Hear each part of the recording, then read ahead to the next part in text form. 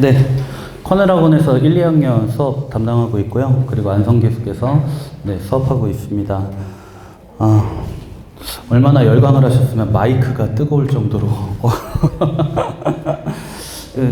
앞서 설명해 주신 소장님도 그렇고 그리고 우리 원장님도 그렇고 이런 설명의 자리가 되게 좀 자주 있는 분들이셔가지고 되게 달변이시잖아요. 근데 저는 그렇게 달변이 못 돼가지고 그냥 자료 얘기 좀 많이 말씀드리고, 그리고 아까 이제 원장님께서 그 학교별 국어 기출은 어떻게 좀 나오고 있는지 이런 동향에 대해서 좀 간단하게 좀 설명을 드리도록 하겠습니다. 그래서 제가 오늘 말씀드릴 거는 이제 국어 과목 그럼 어떤 식으로 좀 달라지는가 말씀드리고, 그리고 학교별 내신 스타일 이거에 대해서 좀 집중적으로 좀 말씀을 드릴 거예요. 그리고 예비고일 프리윈터 수업의 포인트 이거는 좀 간단하게 좀 말씀을 드릴 거고요. 그리고 맨 마지막에 이제 저랑 같이 수업 들었던 친구들 수강 후기가 좀 적혀 있거든요. 이거는 좀 읽어보시면은 도움이 되실 것 같습니다. 네, 제가 사진을 2개를 넣어놨는데 첫 번째는 욕조예요. 이게 무슨 의미이실 것 같아요? 욕조. 지금 물이 넘치고 있죠? 그죠? 이 국어 성적이 나오려면 물이 넘쳐야 국어 성적이 나옵니다. 그러니까 그 전까지는 아무리 공부를 해도 티가 안 나요. 그러니까 이게 넘쳐야지만 티가 나는데, 이 쏟아지는 물 같은 경우, 저기 이제 호수에서 이제 물이 들어오고 있죠? 얘 같은 경우는 이제 공부량이에요. 학생들이 공부하는. 근데 중요한 거는 밑이 빠져 있다는 거예요. 마개를 채우지 않았어요. 이거는 뭘까요? 배우면 그만큼 까먹는다는 얘기죠. 그러니까 국어 공부를 제대로 하려면 이게 넘쳐야 티가 나는데, 물이 계속 이제 쏟아져서 잊어버리는 것보다 더 많이 넘쳐야지, 이제 점수가 좀 나오는구나, 이렇게 된다는 거예요.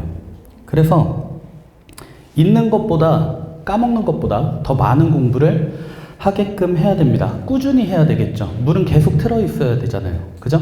그렇게 꾸준히 공부를 했을 때 성적이 나오는 과목이 국어예요. 단기간에 이제 친구들 좀 안타까운 것 중에 하나가 뭐냐면은 시험 기간이 되면 아이들이 훅 들어와요. 그런데 시험 기간이 끝나면은 선생님 다음 기말고사 할 때 들어올게요 이러면서 빠지는 친구들이 있어요. 근데 그 친구들을 보면은 항상 성적이 그 자리예요. 더 잘 안 늘어요. 왜 그러냐면은 이게 가르친 것만 익힌다 그래가지고 점수가 나오는 과목이 아니거든요. 네. 그래서 어머님들께서도 이 국어 공부에 있어서는 좀 조급함을 좀 버리셨으면 좋겠어요. 너 그렇게 공부 열심히 했는데 왜 이거밖에 안 나오니? 그게 아이들은 되게 부담스러워요.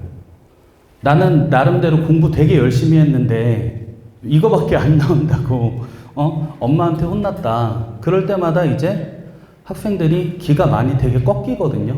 그래서 그런 것들 좀 알아두셨으면 좋겠어요. 욕조에 물이 넘쳐야 국어는 공부한 티가 나는 과목이에요. 그래서 끊임없이 꾸준하게 공부하는 습관을 제대로 잡지 않으면은 국어 성적은 잘 안 나온다 말씀드리고 싶고요. 그 다음 두 번째 사진은 아이가 이제 단추를 끼고 있는데 좀 잘못됐죠? 그죠? 처음 단추를 잘못 끼웠죠? 그죠? 그래서 이거는 처음부터 습관을 좀 제대로 잡아야 돼요. 그래서 예비 고1 과정부터 성실하게 꾸준하게 공부하는 습관을 들이지 않으면은 국어는 점점 격차가 벌어져 버려요. 그래서 시간 투자도 많이 해야 되고, 그리고 학생들이 노력도 많이 해야 되는 과목, 그렇게 좀 인식을 하시면 될 것 같아요. 네, 국어에 대한 오해와 진실, 이건 좀 간단하게 말씀을 드릴게요. 어머님들께서 이제 왜 성적이 안 나올까? 국어 암기 과목 아니냐? 라고 말씀을 하시는데, 국어는 암기 과목이 아니에요. 암기 과목이라고 하는 것은 시험 기간에만 공부하면 되는 과목이라는 그런 생각이 전제하고 있잖아요. 그죠? 그러니까 벼락치기로도 점수를 딸 수 있는 과목이다 라고 생각하시면 안 돼요. 중학교 때는 범위 내에서만 이제 출제를 하잖아요. 근데 고등학교 보면은 시험 외 범위가 아예 나와 있어요. 교과서에서 배운 외에 제시문들이 출제될 수 있다. 그러니까 그런 것들을 대비할 수 있어야 된다라는 거죠. 그죠? 그래서 그 두 번째, 그 내신과 수능은 다르다 이런 생각들을 학생들이 좀 많이 갖고 있거든요. 그래서 어느 날 어머님들 준비하셔야 될 게 있어요. 그게 뭐냐면은 어느 날 갑자기 아이가 시험 기간인데 엄마, 난 정시가 답인 것 같아. 들으실 거예요? 정시가 답이다? 아니, 이거 공부를 해도 점수는 안 나오고, 그러니까 나 지금부터, 내신 포기하고 정시 공부할 거야. 이렇게 얘기하는 친구들 분명히 있거든요? 저도 제 주변에 많이 봐요. 선생님, 저는 내신 성적 안 나오니까 그냥 정시 할게요. 이런 친구들 많이 보거든요. 근데 제가 걔한테 하는 얘기가 있어요. 한 달 동안 준비해서 보는 시험도 못 보면서 어떻게 2년, 3년 동안 준비해가지고 보는 시험을 어떻게 보려고 그러냐. 그 얘기를 하거든요. 어머님께서 만약에 학생한테 그런 얘기를 들으셨다면은 저한테 보내주세요. 그냥 아예 포기하게 만들어줄게요. 이것은 엄마 나 지금부터 공부 안 할 거야 라는 선언이에요.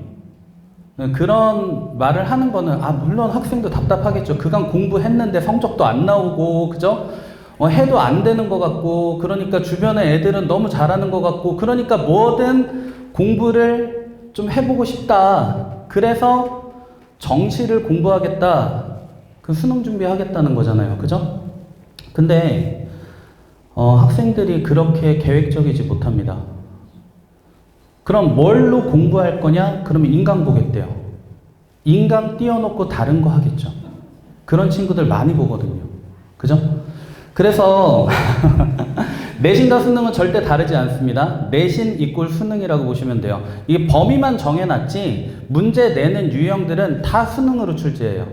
그래서 수능 공부, 국어 공부 어떻게 되는지 조금 이따 더 말씀을 드릴게요. 그 다음에 이 범위 문제를 좀 말씀을 드리면은 범위가 정해져 있죠. 근데 이건 다 누적 범위예요. 그러니까 중학교 올라간 친구들한테 사칙연산을 가르치진 않죠. 분수를 또 가르치진 않아요. 그죠? 그럼 마찬가지예요. 고등학교 올라왔는데 중학교 때 배운 개념들이 있을 거 아닙니까? 예를 들어서 국어 얘기를 좀 잠깐 하자면은 중학교 3학년 2학기 시험 범위에 훈민정음 창제 원리가 나오거든요.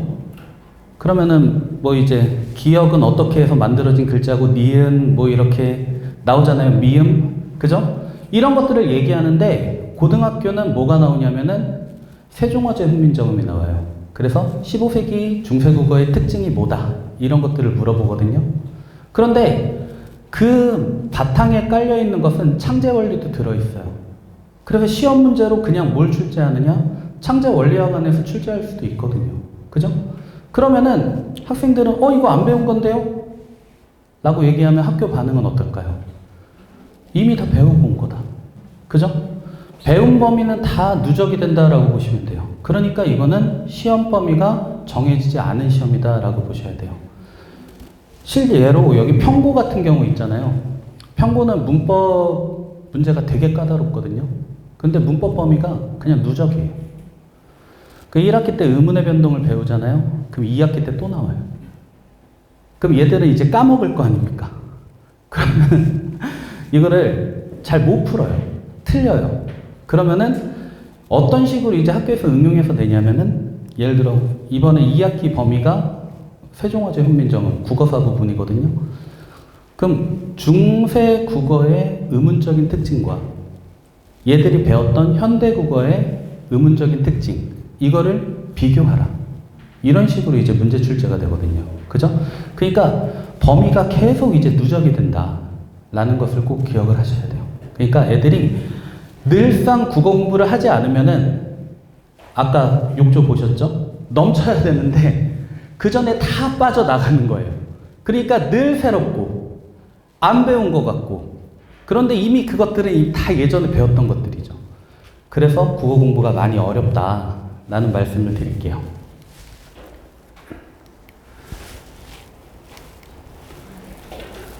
네, 국어의 평가 항목은 이렇게 사실적 사고 부분이 있고요. 그 다음에 뭐 추론적 사고, 비판적 사고 이런 것들을 이제 평가를 합니다. 그러니까 사실적 사고는 얘들이 배운 내용이에요.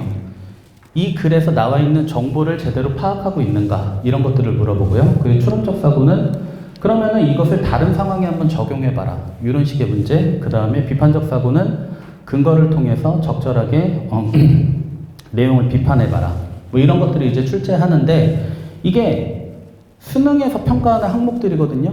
근데 똑같이 내신에서도 이렇게 출제가 됩니다. 결국 국어에서 평가하는 것은 사실적 사고, 추론적 사고 이것을 합쳐서 독해력을 평가하는 시험이다. 이렇게 판단하시면 될 것 같아요. 네.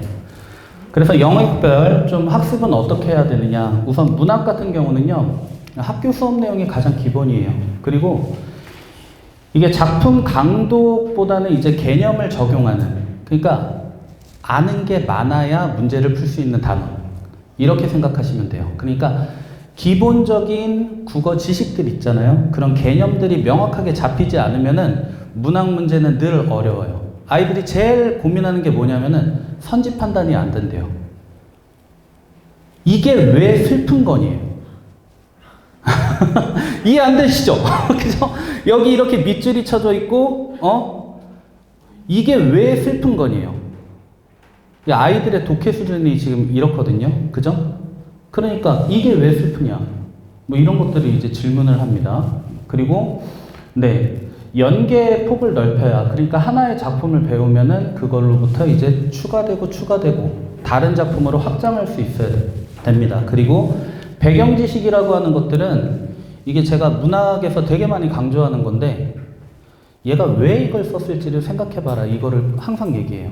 왜 썼을 것 같니? 야, 전원주택 짓고 자연 속에서 산다 라고 했는데 그거를 왜 썼을 것 같냐? 이걸 물어봐요. 왜 썼을까요? 그냥 자랑하고 싶은 거거든요. 내가 지금 어떻게 살고 있다는 거 자랑하고 싶은 거잖아요. 그러면 그 안에 담긴 정서는 뭘까요? 당연히 만족하는 거겠죠. 만족하고 자부심 뿜뿜 이런 거 나오잖아요. 그죠? 그런데 그런 정서를 애들이 그냥 외우려고 해요. 이해가 아니라. 그래서 이런 작품들을 좀 많이 보고 해야 된다. 그 다음에 독서 같은 경우는요.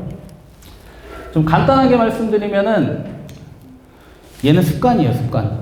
매일매일 한 지문씩 꾸준하게 연습하는 거 이런 것들이 좀 많이 필요하다라고 말씀드리고 싶고요. 그 다음에 그래서 얘는 독서는 일찍 시작하는 게 좋아요. 그럼 어떤 것들로 일찍 시작하는 게 좋냐? 바로 자기 학년의 기출들 있죠. 이런 것들을 많이 읽어야 됩니다. 그래서 고3이 돼서 아이들이 독서를 공부하기 시작하는 애들이 있어요. 이러면 늦죠. 그죠? 그러니까 습득 지문을 독서 처음 보는 거다. 독서를 처음 공부한다. 그럼 습득 지문은 너무 어렵겠죠. 그죠? 그래서 단계별로 이렇게 학년에 맞는 지문들을 읽어 나가야 된다. 그 다음 문법 같은 경우는 근데 얘는 주기적으로 반복해서 학습하는 게 좀 중요해요. 그래서 어떤 때 좀 시간적 여유가 있는 방학 때 이렇게 문법을 한 바퀴씩 돌려주는 것 이런 것들이 좀 필요하고요. 그 다음에 화작은 네 얘도 좀 문제 유형에 좀 익숙해져야 되는 그런 분야다라고 좀 보시면 될 것 같아요. 네. 그래서 국어 공부를 잘하려면 이제 첫 번째 문학 같은 경우는 개념 위주의 정리 가장 중요하고요. 그 다음 독서는 매일 한 지문씩 반복하는 거. 그 다음 문법은 주기적으로, 그 주기는 이제 방학이 되겠죠. 방학 때 이렇게 좀 공부를 반복해서 하는 게 좀 중요합니다. 네. 자, 이제 어머님들 좀 보셔야 되는 학교별 내신 경향 말씀드릴게요. 이게 이번 중간고사 시험범위였거든요. 그럼 보면은 여기 6-1, 6-2, 6-3 뭐 그리고 추가시 이렇게 들어가고 9-1 여기까지가 이제 교과서 범위예요. 그런데 추가시로 네, 쉽게 쓰여진 시, 추리서점, 광야 이거 세 작품을 더 집어 넣었고요. 그 다음에 여기 보시면은 부교재라고 고잉이라는 책을 이렇게 했는데 여기서 문법에서 아무래도 요거랑 이제 연결이 되겠죠. 국어서 파트. 그 다음 문학에서 소설 2편을 더 넣었고 독서에서 네, 휴메 경험론이나 바이러스 변이와 감염 이런 것들은 이제 비문학 지문이죠. 다른 학교에서 다루지 않는 독서 지문. 그리고 9월 학평에 문학 4지문과 독서 3지문이 추가로 더 들어가요. 범위가 좀 상당히 많죠. 그죠? 근데 다른 학교 같은 경우는 이게 1학년 교과서는 국어 교과서 한 권인 거 혹시 아세요? 한 권인데 보통 10단원으로 돼 있거든요. 그래서 2.5단원 정도가 한 시험 범위다라고 보시면 되는데 좀 많아요, 범위가. 그리고 2학년 같은 경우는 이게 부교재, 밥 먹듯이 매일매일 비문학 독서. 얘들은 이번 학기에 독서를 배우는 학기인데 단지문 독해 20개예요. 근데 단지문이라 해서 이게 짧은 게 아니고 단지문 독해 정도 보면은 보통 4문단 정도 되는 독해예요. 4문단 정도 되는 독해인데 수준은 어느 정도냐? 평가원 기출들입니다.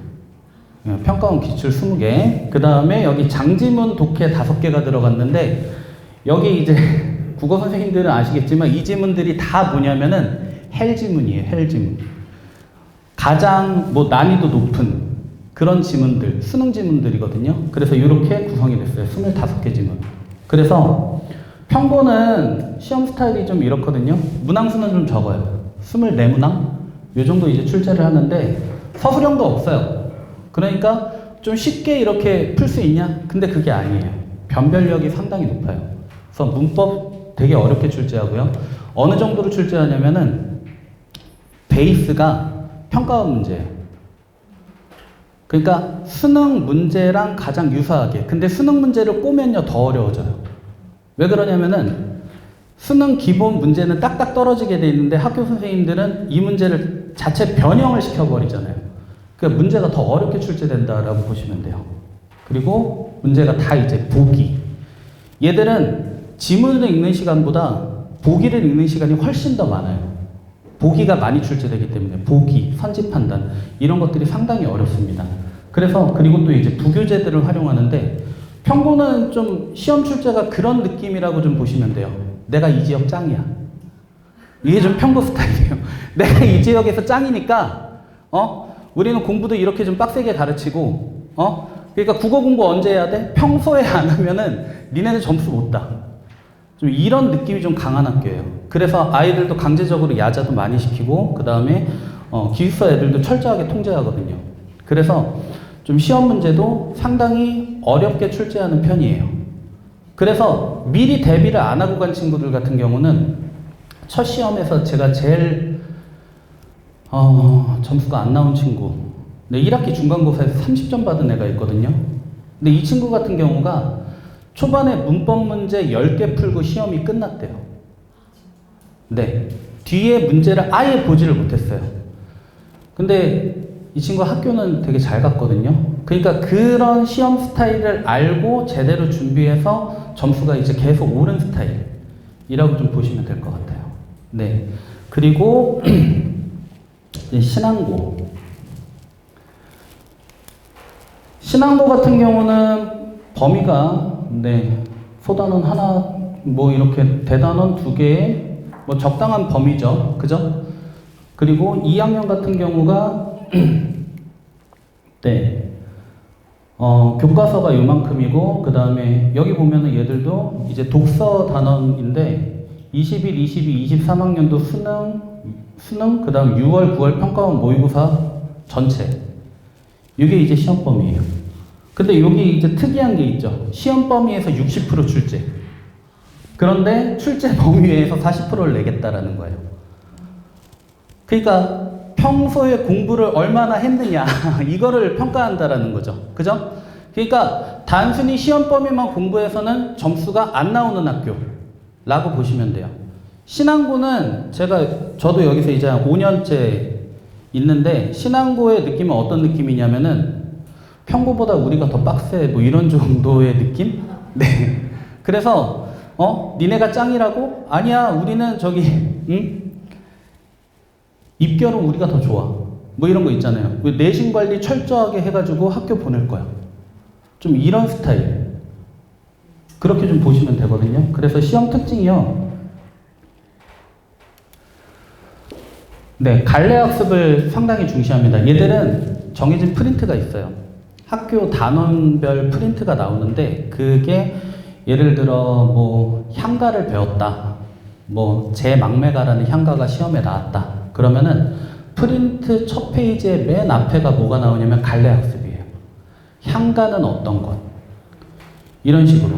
근데 이게 수능 수업으로 하면서 수능 형태의 문제가 출제되면서 갈래 학습은 상당 부분 빼는 경우가 많거든요. 그냥 작품만 읽고 이해하면 돼. 이 정도 수준으로 이제 문제 출제하는데 얘들은 갈래 학습을 상당히 중시하고 이거를 외웠는지 안 외웠는지 시험에 반영을 하거든요.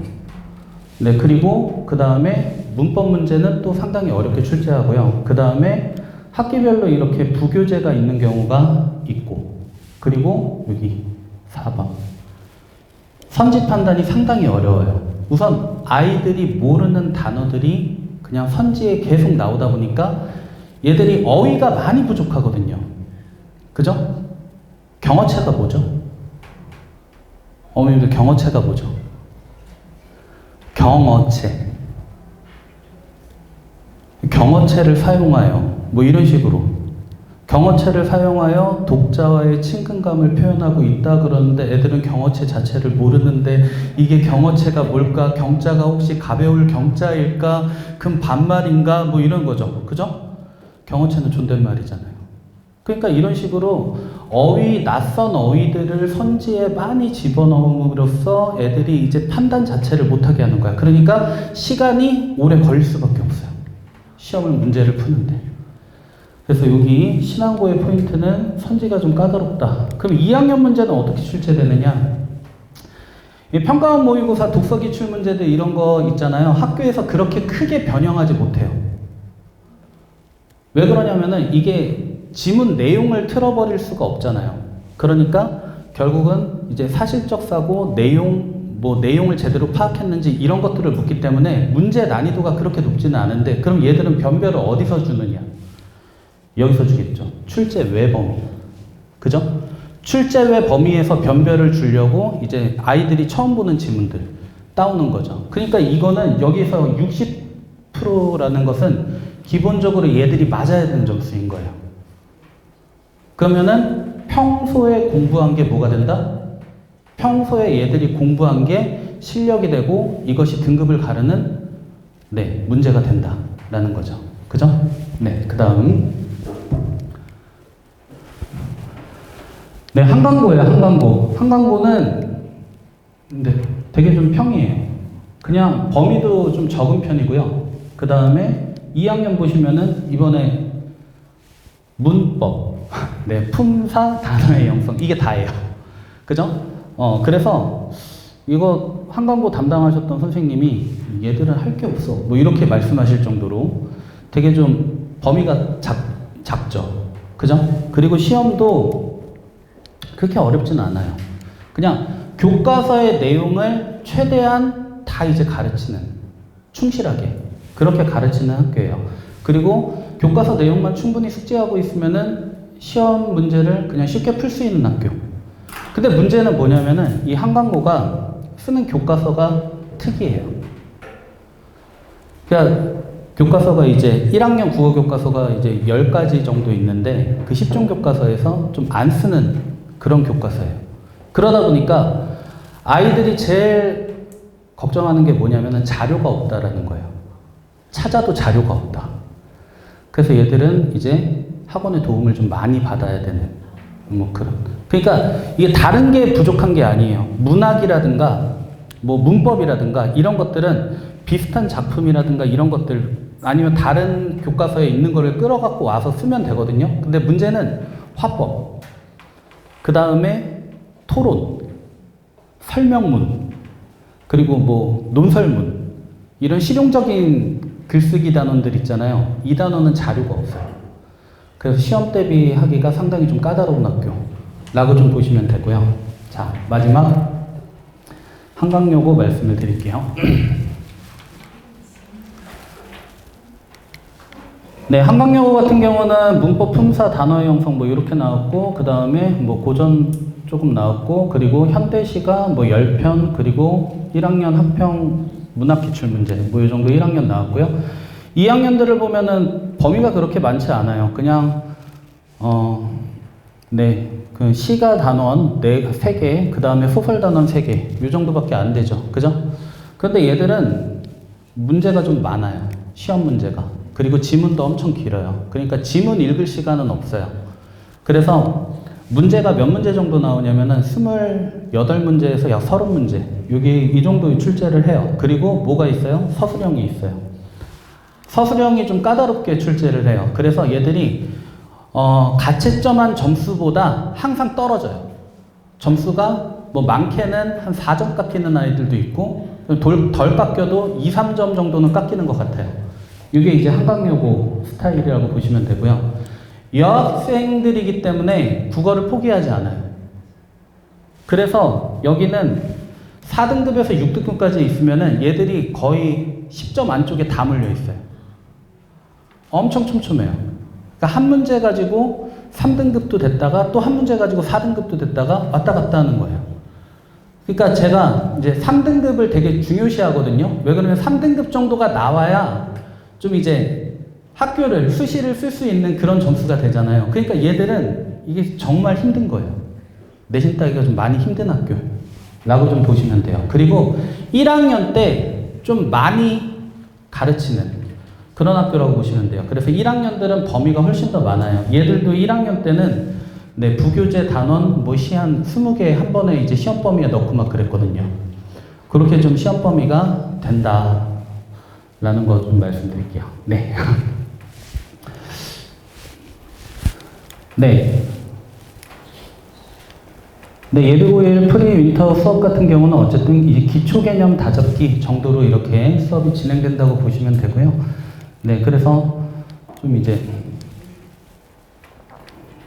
독서 같은 경우가 좀 많이 아이들이 처음에 어떻게 이제 준비를 해야 되는가 얘가 좀 중요할 것 같아요. 그래서 네, 글 읽기의 시작은 아무래도 문장을 제대로 읽는 거잖아요. 그래서 네, 주어 서술어 이것부터 찾아야죠. 그리고 네, 주제 통합 독서 이게 가장 마지막 가나 지문이라고 이렇게 지문 길게 나오는 거 있거든요. 그래서 거기까지 좀 연습할 수 있게끔 그렇게 좀 수업을 진행하려고 합니다. 네, 어머님들 고교 선택에서 네, 저는 두 가지라고 보거든요. 하나는 환경이요. 환경. 그 또 한 가지 이제 상대성. 그죠? 환경이라고 하는 거는 우리 애가 좀 환경에 좀 많이 영향을 받는다. 그러면은 저는 좀 내신 따기가 힘들더라도 좀 학교에서 잡아주는 학교, 이런 학교를 보내라고 좀 말씀을 드리고 싶어요. 그런데 우리 아이가 좀 주변 상황에 좀 안 흔들리고, 네, 자기 계획 잘 잡아서 공부를 한다. 그러면은, 네, 그냥 내신 따기 편한 학교를 가는 게 맞죠. 올해 1학년 친구 중에 두 친구가 있는데 얘들이 같은 중학교거든요. 그러니까 한 명은 이 둘 다 공도 친구들인데 한 명은 이쪽으로 왔어요. 한 명은 거기에 있어요. 그런데 1년이 지난 다음에 얘들의 격차가 좀 느껴져요. 네. 그래서 저는 환경과 상대성 중에서 굳이 따지면 아이들의 의지가 그렇게 강하지 않기 때문에 저는 환경적인 측면이 좀 더 낫지 않을까.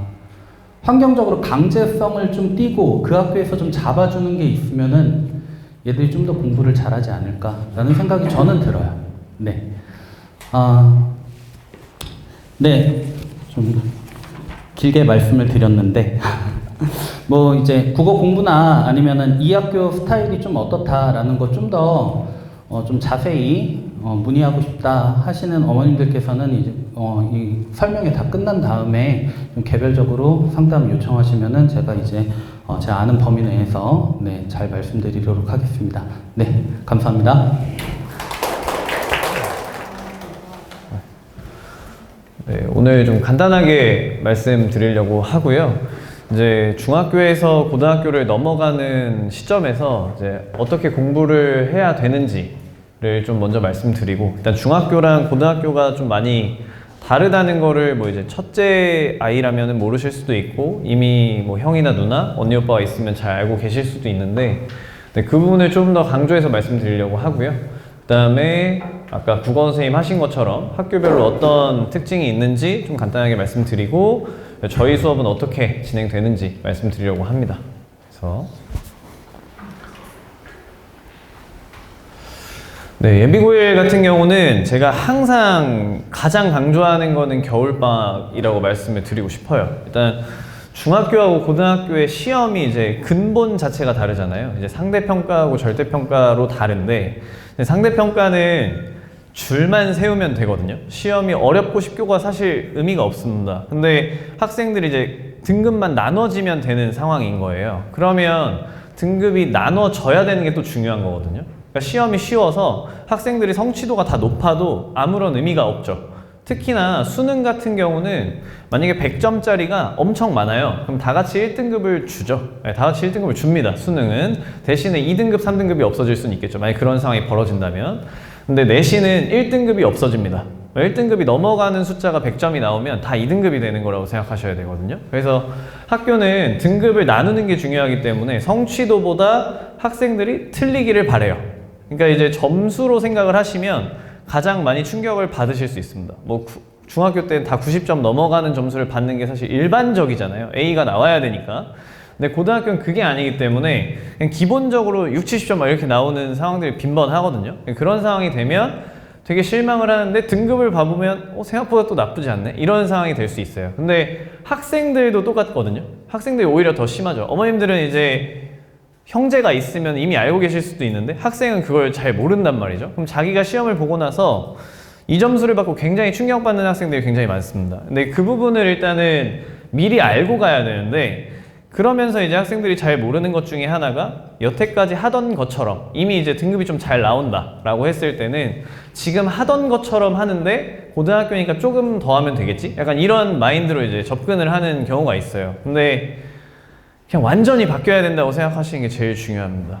그러니까 제 얘기를 말씀을 드려도 이제 중학교 때 같은 경우에는 공부를 하나도 안 하다가 그냥 시험 전날에만 시험을 봐도 뭐 저는 상대평가였던 중학생이었지만 그럼에도 불구하고 뭐 전교권 밖으로 나가본 적은 한 번도 없어요. 그냥 전날 공부해도 그냥 성적이 나오니까. 근데 고등학교는 일단 첫 번째 어렵고 쉽고를 떠나서 양이 많죠. 일단 과목의 양도 더 많고 일단 중요도가 일단 올라가는 상황이고 거기에다가 일단 난이도도 어렵습니다. 특히나 이제 수학으로 말씀을 드리면은 우리나라 수학교육과정을 이제 나선형 교육과정이라고 얘기를 하거든요. 그러니까 나선형이라고 하는 게 이제 밑에서부터 올라가는데 계속 똑같은 내용을 반복하는데 좀 더 심화시키는 거예요. 그러니까 중학교 때 배웠던 걸 안 배웠던 거를 고등학교 때 다 배우는 게 아니라 중학교 때 배웠던 걸 조금 더 심화하고 해서 올라가는 교육과정인 거거든요. 그러니까 그런 과정이기 때문에 점점 더 어려운 걸 배울 수밖에 없어요. 근데 그런 부분들이 이제 시간을 많이 필요로 하는 거고 제가 수학을 학생들한테 가장 강조하는 것 중에 하나가 가장 정직한 과목이라고 얘기하거든요. 시간 꼬라박는 만큼 성적이 나오는 과목이다 이렇게 얘기를 하는데 학생들이 좀 선을 많이 정해요. 그냥 이만큼 하면 되겠지라고 생각을 하고 고등학교 1학년에 접근을 하면은 성적이 안 나오는 게 당연하다고 생각하셔야 됩니다. 그래서 겨울방학이 시간이 좀 많은 편이잖아요. 그래서 겨울방학에 정말 많은 시간을 투자해가지고 공부를 해놔야 이제 1학기 중간고사를 딱 봤을 때 충격이 좀 덜할 수 있다. 그럼에도 불구하고 충격을 받는 아이들이 더 많습니다. 그래서 그 부분을 좀 강조해 드리고 싶고요. 그래서 뭐 문제 해결 능력과 뭐 학교 시험표 이런 거 다 중요한데 제일 중요한 거는 일단 중학교랑 다르다라고 하는 걸 일단 미리 알고 가는 게 제일 중요하다고 생각을 합니다. 그래서 일단 뭐 모든 애들이 1등이 될 수 없고 뭐 시험을 보고 나서 이제 실망해서 1학기 중간고사가 끝났을 때 학생들이 반으로 갈려요. 그냥 난 안 되나 보다 하는 애들 반 생기고요. 그 다음에 시험을 못 봤다고 하더라도 좀 더 해가지고 올라가야겠다라고 하는 아이들이 있는데 저희가 뭐 종합을 예를 들어서 말씀을 드린다고 하면 오름세가 중요하다고 하잖아요. 그래서 일단 첫 시험을 잘 보고 스타트를 잘 끊는 게 중요하긴 하지만 만약에 첫 시험을 못 봤다고 하더라도 오름세를 만드는 게 일단 제일 중요하거든요.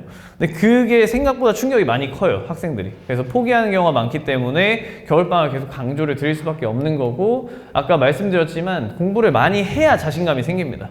저희가 이제 수강기호를 내신 수업을 할 때는 수학의 자신감이라고 얘기를 많이 하는데 그거를 제가 강조하는 이유는 학생들과 선생들이 문제를 풀 때의 마인드, 그 다음에 잘하는 학생과 못하는 학생의 마인드를 비교했을 때도 그냥 자신감이 있어야 수학 문제를 풀 수가 있거든요. 그냥 보자마자 그냥 아예 모르겠다라고 생각해서 시도를 하지 않으면 늘 수가 없는 과목이 수학이기 때문에 자신감이 붙어야 되는데, 사실 자신감을 학생들이 난 머리가 좋으니까 잘할 거야 라고 생각하는 애들은 거의 없잖아요. 물론 중학교 때는 약간 그런 자신감을 좀 가지거든요. 뭐 시험 공부 조금만 해도 뭐 성적이 나온다 뭐 이런 아이들도 있는데, 고등학교 가면 바로 깨집니다. 내가 생각보다 머리가 좋지 않았구나 라고 생각을 하거든요. 그러면 결국에는 그런 자신감을 가지는 게 아니라 뭘로 자신감을 가져야 되냐면, 공부를 많이 했으니까 성적이 나올 것이다 라는 자신감을 가지게 돼야 되거든요. 그러니까 이제 절대적인 양이 중요할 수밖에 없는 거예요. 공부를 많이 해야 내가 이만큼 공부했는데 이 정도가 나오겠지. 그래서 학생들 시험 볼 때 저희는 항상 잘 보려고 하지 말고 네가 공부한 만큼 보려고 해라. 근데 모르는 거 그냥 틀리면 된다. 모르는 거 붙잡고 있으면 시험 망한다. 모르는 거 버리고 아는 거 다 맞아와라. 근데 항상 학생들은 모르는 건 찍어서 맞고요. 아는 걸 실수해서 틀려옵니다. 네. 아무 의미가 없거든요. 그런 일들이 너무 많기 때문에, 그러면 이제 계속 자기 합리화를 해요. 실수만 안 했으면 이라고 얘기하는데, 찍어서 맞은 건 또 그냥 맞은 걸로 계산을 하죠. 그러니까 이런 상황이니까 자신감이 있어야 된다라는 게 일단 중요하고, 자신감이 생기려면 공부를 많이 해야 된답니다. 네, 공부를 많이 해야 된다는 얘기만 지속적으로 드리고 있네요. 네, 요거는 이제 저희가 학생들을 지도할 때 어떤 방식으로 지도하냐 뭐 이런 건데, 같은 문제를 이제 왼쪽과 오른쪽으로 푼다. 뭐 왼쪽이 당연히 그냥 눈으로 보시기에도 좀 길고 오른쪽은 짧죠. 근데 이 부분은 뭘 말씀드리고 싶냐면, 이제 선생의 입장에서 구분이 안 되는 학생이 어떤 학생이냐면, 공부를 아주 잘하는 애랑 잘하는 애는 구분이 잘 됩니다. 얘는 진짜 잘하겠다. 얘는 좀 하네. 이건 구분이 잘 돼요. 구분이 안 되는 애들은 제일 못하는 애랑 제일 잘하는 애가 구분이 안 됩니다. 둘 다 가만히 있거든요. 문제를 쳐다보면 진짜 잘하는 애도 일단 손부터 움직이는 게 아니라 이 문제를 이제 전략을 세우죠. 진짜 못하는 애는 아무것도 모르니까 가만히 있거든요. 이게 구분이 안 돼요. 사실 처음 봤을 때 가장 구분이 안 되는 애는 제일 잘하는 애랑 제일 못하는 애입니다. 애매하게 잘하는 애들은 일단 손부터 막 움직이고 봐요. 막 내가 아는 거 막 쓰고 이렇게 뭐가 나오는데, 제일 못하는 애들도 뭐 되게 엄근진으로 이렇게 앉아있고, 제일 잘하는 애들도 팔짱 끼고 이제 문제를 분석을 하거든요. 그래서 저희가 학생들을 지도할 때 이 풀이가 잘못됐다고 절대 얘기하지 않습니다. 일단 첫 번째는 써야 돼요. 뭐라도 일단 쓰는 걸 이제 시작을 해야 된다라고 얘기를 하고, 근데 이제 그 정도의 수준에 도달한 학생들이 있을 거 아니에요? 이제는 막 쓰면서 푸는 건 잘 해요. 그럼 그런 학생들한테는 뭐라고 하냐면, 한 걸음 좀 뒤로 빠져봐. 그래서 이제 좀 문제를 쳐다봐라. 그럼 문제가 좀 간단한 부분이 보일 것이다. 조건을 분석하는 걸 연습을 해야 되거든요. 지금 이게 아주 사소한 문제지만 저희가 지금 1학년 얘기를 하고 있잖아요. 근데 이번 수능이 혹시 어떻게 바뀌었는지 뭐 대충 들으신 거 있으실까요? 뭐 고3 자녀분이 있으시면 좀 아실 텐데, 이번 수능에서 고3 시험이잖아요. 강조하고 있는 부분이 고1 내용이에요, 지금. 네, 고1 내용을 강조해서 시험을 출제를 하고 있어요. 그래서 어떤 상황이냐면, 고등학교 3학년 범위에 있는 내용들을 자꾸 심화를 시키다 보니까, 저 같은 애들이, 이제 강사들이 자꾸 막 이제 평가원 입장에서 자꾸 너무 신박한, 괴랄한 풀이들을 만들어낸다고 생각을 하다 보니까 이제 그쪽에서 심화를 시키는 게 아니라 옛날 걸 갖고 오기 시작합니다. 애들 1학년 거 까먹었지 하면서 이런 것들을 이제 계속 가지고 오고 있어요. 그래서 내신도 중요한데 수능을 준비하는 입장에서도 지금 고1 내용들이 굉장히 중요하다고 생각하셔야 되거든요. 그래서 고1 공부를 할 때 내신이 굉장히 중요하니까 문제를 잘 푸는 것과 수학을 잘하는 건 좀 차이가 있어요. 그래서 일단 문제를 잘 푸는 학생이 되기 위해서 노력을 하긴 하거든요. 근데 그 이전에 저희가 지금 겨울방학을 얘기를 하는 거잖아요. 겨울방학과 시험기간 이전을 얘기하는 건데, 그때는 단순히 문제를 잘 푸는 애가 아니라 수학적으로 좀 사고할 수 있는 학생을 만드는 걸 저희가 목표로 하는 거예요. 겨울방학 때는. 네, 그렇게 생각하시면 될 것 같고, 그래서 이제 개념이라고 하는 것도 공부해서 일단 암기를 하고 이해해서 남한테 설명할 수 있는지 보고, 이런 부분들이 중요한 거고, 문제도 그래서 일단 처음에는 제가 풀어주는 거, 선생님들이 풀어주는 거 일단 따라 풀기를 합니다. 근데 따라 풀고 복습하고 여기서 끝나면 딱 내신까지 잘 볼 수 있습니다. 네, 내신까지는 할 수 있어요. 저희가 풀어주는 거 따라 풀고 다시 풀고 복습만 계속하면 내신은 잘 딸 수 있어요. 근데 그러면 저는 지금 고3하고 재수생 가르치고 있는데 수능을 잘 보기가 쉽지 않습니다. 그럼 거기서 이제 시간을 더 써야 된다는 거예요. 내신 공부뿐만 아니라 시간을 더 써서 근데 본인이 이제 생각하는 연습을 해야 되고 본인의 풀이를 만들어내고 이런 과정들이 들어가야 성적을 만들 수 있어요. 그래서 수학은 정말 많은 시간이 필요합니다. 그래서 방학 때 수업을 많이 듣는 것도 많이 듣는 건데 스스로 공부하는 시간을 많이 가지셔야 돼요. 네, 그래서 저희가 이제 방학 때 프리윈터 같은 경우에는 수업을 6시부터 9시까지 하고 9시 이후에 학생들 남겨가지고 뭔가 클리닉을 해준다고 하는 것 자체가 학생들이 하는 걸 이제 선생님이 계속 피드백을 하려고 얘기를 하는 거거든요. 그런 부분이 되게 중요하다고 생각하셔야 되고, 그래서 학교별 내신 특징을 확인을 하시고 이제 어떤 학교를 진학하실지 이제 고민을 하실 텐데, 일단 첫 번째는 평고랑 신안고입니다. 그러니까 저희 학원에서 어쨌든 가장 주력이라고 생각할 수 있는 학교들이어가지고 말씀을 드리면, 일단 수학은 국어랑은 달라요. 뭐 시험 범위가 어떻게 되냐는 거의 차이가 없습니다. 어떤 학교든지 거의 다 똑같다고 생각하시면 돼요. 근데 이제 평택고 같은 경우는 어려운 문제가 많이 나왔었어요. 근데 지금은 솔직히 저희 지역이 전반적으로 난이도가 좀 올라오고 있어가지고요. 뭐 평고라고 해서 엄청 어렵다 이렇진 않습니다. 평고가 그냥 조금 어렵다 라고 생각하시면 되고, 지금 수능이 이제 킬러 문항을 배제한다라는 쪽으로 방향을 잡고 있잖아요. 평고는 항상 수능에 굉장히 충실하게 출제를 하는 학교입니다. 그래서 뭐 수능에 출제 안 되는 뭐 내신에만 나오는 범위 이런 건 철저하게 배제하고 출제를 하시고요. 그러니까 평택고 같은 경우는 내신 따기가 힘들다는 거는 본인들도 알고 계시기 때문에 학생들을 이제 수능 대비를 1학년 때부터 시키려고 하시는 분위기예요. 그래서 이제 공부를 하는 분위기를 만들려고 하는 것도 있고, 그래서 전반적인 난이도는 올랐지만 아주 어려운 문제는 없어졌다. 그럼 이건 누가 유리하죠? 그냥 수학 잘하는 애가 유리합니다. 그냥 수학 잘하는 애가 유리합니다. 그래서 평소에 공부를 해놓은 애한테 유리한 시험이 되는 거고요. 대신에 부교재하고 모의고사에서 출제를 많이 하기 때문에 부교재랑 모의고사 문제를 좀 잘 풀면은 그거 열심히 하면은 성적을 만들 수는 있어요. 그리고 시험 범위가 누적인 게 2학기의 가장 큰 특징입니다. 그러니까 2학기가 돼도 1학기 시험 범위가 다시 나와요.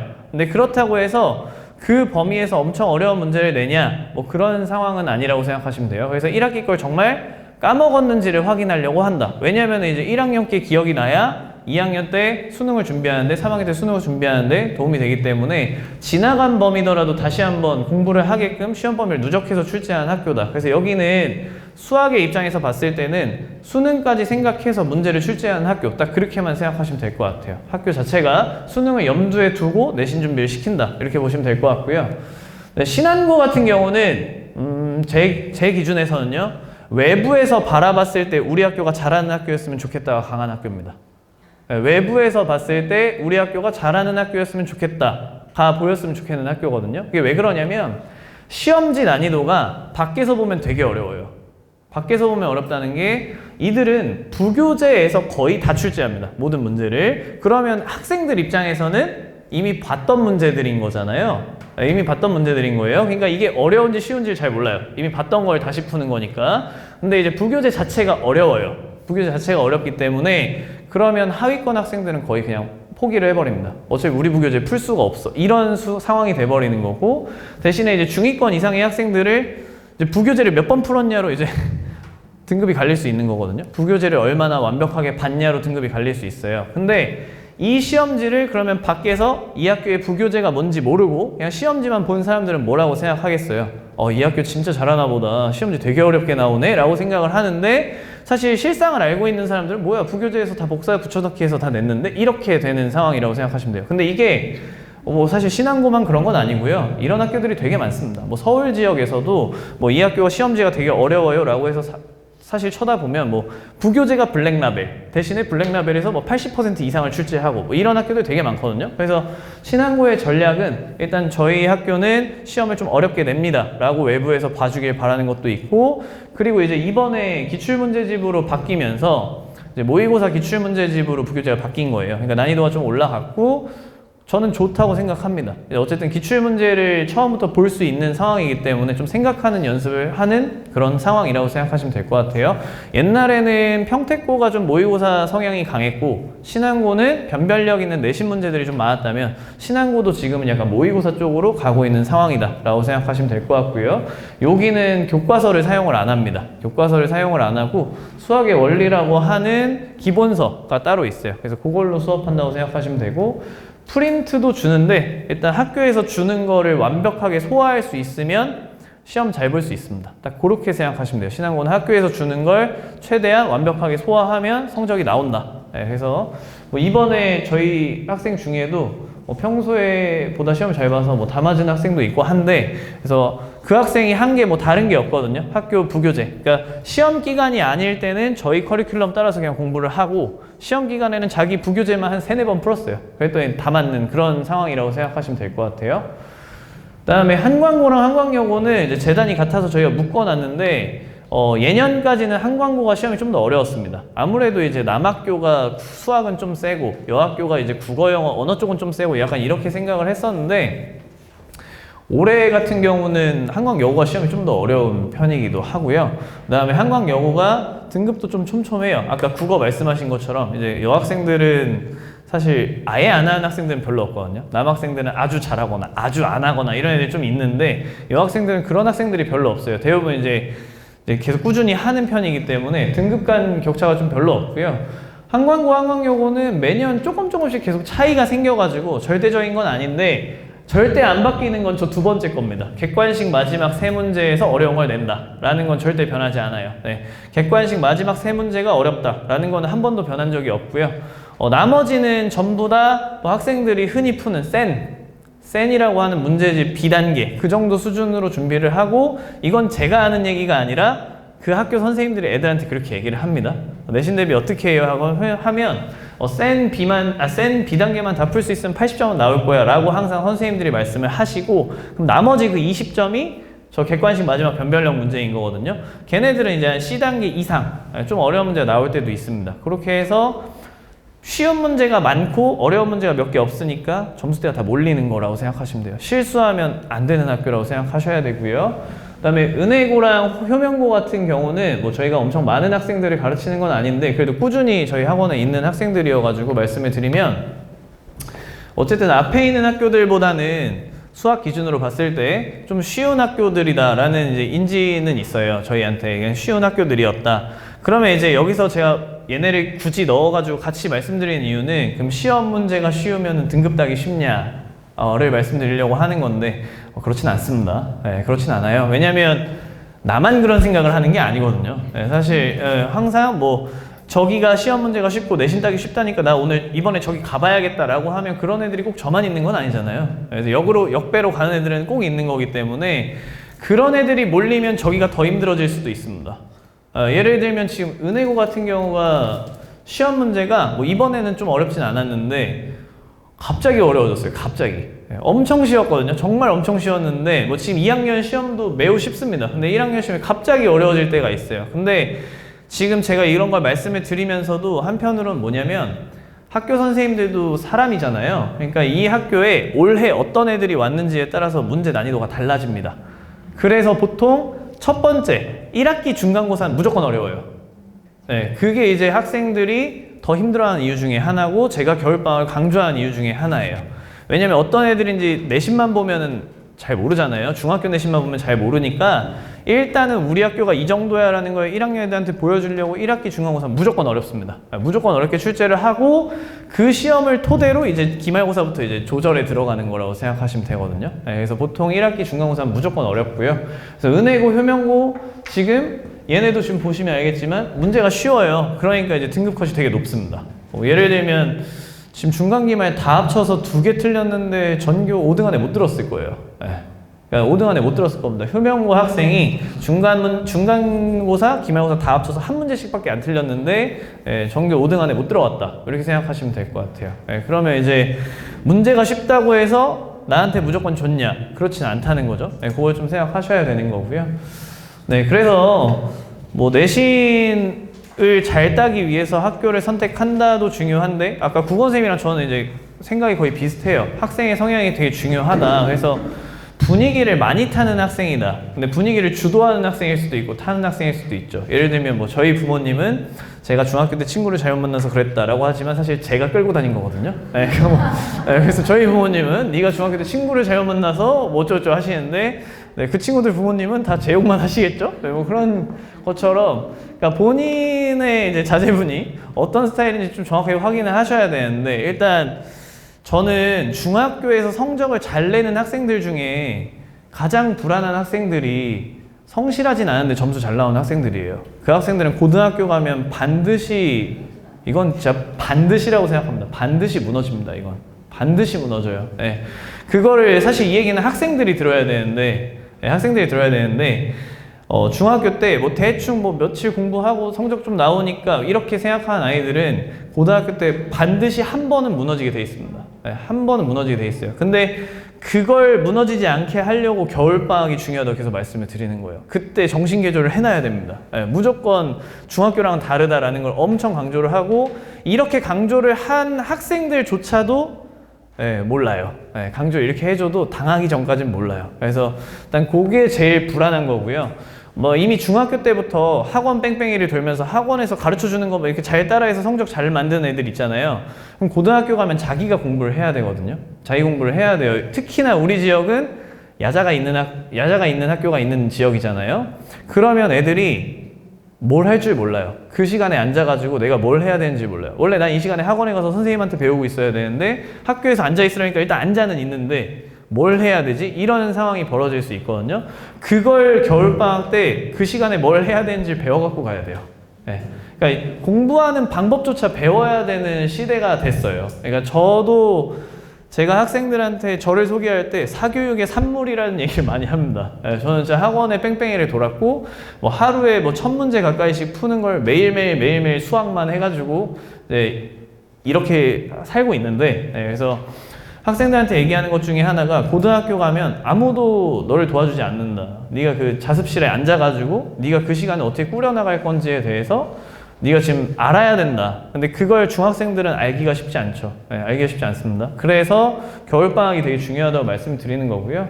그래서 저희는 일단 프리윈터 기간 동안에 5주라서 이제 길지 않은 시간인데, 일단 이때는 예열을 하는 거죠. 윈터가 중요하기 때문에 프리윈터 기간 동안 일단 사실 이게 수상이 끝은 아니에요. 수상이 도형의 이동이라고 한 단원이 남아있는데 그게 보통 2학기로 넘어가기 때문에 1학기에 해당하는 단원은 전체 다 수업을 진행을 할 거고요. 그 다음에 이제 아까 수업 시간 말씀드렸듯이 월, 목 6시부터 9시에 일단 수업은 진행이 될 거고요. 9시에 끝나고 나면은 저희가 학원이 이제 10시까지라서 10시에 끝나면 학생들 그냥 바로 보내야 되잖아요. 근데 아직 고등학생화가 덜 된 학생들이기 때문에 저희가 9시에 끝나고 1시간 동안에 이제 학생들 데리고서 좀 공부를 잘 하고 있는지, 숙제를 잘 하고 있는지, 또는 모르는 게 없는지 이런 거 확인하려고 7시, 10시 수업을 일부러 땡긴 거예요. 저희 고등학생들 다 7시, 10시에 하는데 10시에 끝나자마자 바로 보내기가 불안해가지고, 제가 중학생에 대한 믿음이 없어서, 그래서 9시부터는 저희가 클리닉을 진행을 할 거고요. 그 다음에 이제 겨울방학이 제일 중요합니다. 그래서 이 상황에는 이제 11월 달에 만약에 수강을 한 학생들이라고 하면은 한 달 수강했으니까 이제 1%는 이제 최상위권을 대상으로 하는 수업이 될 거고요. 그 다음에 이제 한 번 했더라도 겨울방학 때 이제 한 번 더 집중해서 진행을 할 수 있는 부분이고, 저는 윈터스쿨을 저희가 지금 준비를 하고 있어요. 아까 말씀드렸던 중학생이 고등학생으로 변하는 과정 안에 그 과도기를 최소화하고 싶어서 저희 학원에서 지금 윈터스쿨을 준비를 하고 있는데 아직 구체적인 안은 이제 좀 지금 말씀드리긴 힘든 상황이고, 대신에 고등학생이 돼서 잘 적응할 수 있게, 연착륙할 수 있게끔 저희 시스템을 좀 준비를 하고 있다. 이렇게만 말씀드리겠습니다. 그래서 내신이 된다고 했을 때는 뭐 다른 학원이랑 뭐 거의 같습니다. 뭐 내신 시스템은 다 똑같고요. 근데 학교별로 이제 학교별 특징을 저희가 다 알고 있기 때문에 여기서 경험을 한 것을 토대로 학생들이 잘 준비할 수 있게 도와주려고 생각하고 있습니다. 저희는 일단 교재는 다 자체 교재 사용합니다. 자체 교재를 사용하고 있기 때문에 뭐 이 지역 기출문제 모아놓은 교재도 있고요. 개념 교재도 시중 교재 말고 저희가 직접 만들어서 개념을 전달할 수 있는 교재도 만들어 놨고, 주간 테스트도 저희가 직접 다 만듭니다. 뭐 시험지 뭐 어디서 뭐 매스 플랫 이런 거 안 쓰고요. 저희 직접 다 만들어요. 저희 직접 다 만들어서 내신 대비 모의고사도 다 직접 만들고, 영상 같은 경우도 이제 학생들이 좀 따라오기 힘든 경우나 뭐 결석한 경우에 다 찍어가지고 진행하고 있습니다. 그래서 수업은 이런 식으로 진행이 되고요. 일단 처음부터 끝까지 제가 강조드리고 싶었던 딱 하나는 그거예요. 중학교랑 다르다는 거를 어머님들도 아셔야 되고 학생들도 알아야 된다. 그게 가장 중요하다고 생각하시면 될 것 같습니다. 어떤 학교를 가든 네, 저희는 1등급 만들어줄 수 있거든요. 어떤 학교를 가든 1등급 만들어줄 수 있기 때문에 네, 학교 선택이 중요하다기보다는 본인한테 맞는 학교, 본인이 가고 싶은 학교, 사실 그게 되게 중요해요. 저희 학생들, 과거의 학생 중에 가장 안타까운 경우는 뭐였냐면 중학교 담임이 자기가 가고 싶지 않은 고등학교를 보냈다. 그 때문에 학교를 제대로 안 다니는 친구도 있습니다. 심지어. 일단 학생이 가고 싶은 학교를 일단 좀 먼저 들어보시고 그걸 좀 유도를 해주시는 게 좋아요. 네, 그러니까 부모님은 이 학교를 보내고 싶은데 애는 저기 가고 싶다고 한다라고 했을 때 웬만하면은 터무니없는 이유가 아니라면 뭐 여자친구가 저기 간다 뭐 이런 거 아니라면 네, 학생 의지를 좀 존중을 해주시고 네, 그 학생이 거기에서 이제 최선을 다할 수 있게끔 도와주는 게 일단 좋지 않을까라고 생각합니다. 네, 감사합니다.